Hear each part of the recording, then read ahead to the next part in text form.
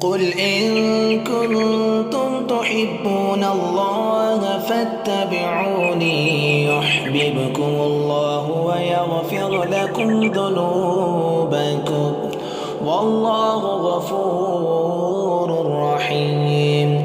قل أطيعوا الله والرسول فإن تولوا فإن الله لا يحب الكافرين. إن الله اصطفى آدم ونوحا وآل إبراهيم وآل عمران على العالمين ذرية بعدها من بعد والله سميع عليم.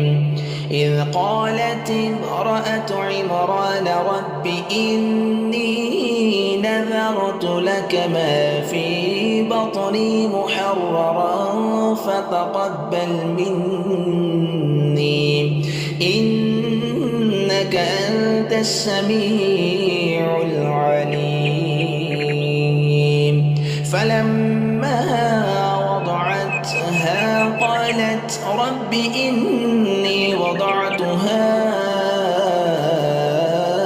أنثى والله أعلم بما وضعت وليس الذكر كالأنثى وإني سميتها مريم وإني أعيذها بك وذريتها من الشيطان الرجيم.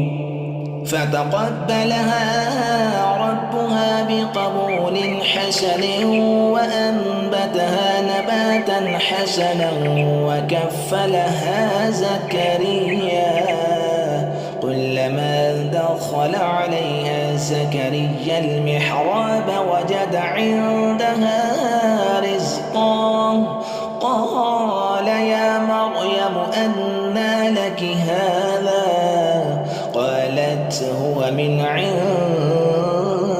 الله إن الله يرزق من يشاء بغير حساب. هنالك دعا زكريا ربه قال رب هب لي من لدنك ذرية طيبة إنك سميع الدعاء. فنادته الملائكة وهو قائم يصلي في المحراب أن الله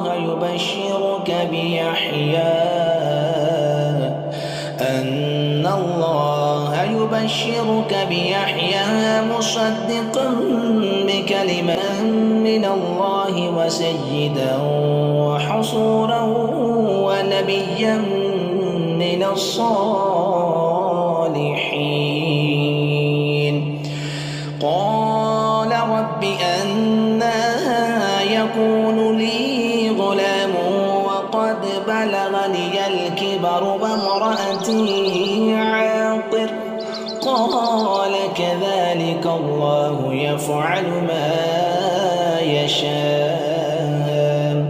قال رب اجعل لي آية قال آيتك ألا تكلم الناس 3 أيام إلا رمزا واذكر ربك كثيرا وسبح بالعشي والإبكار.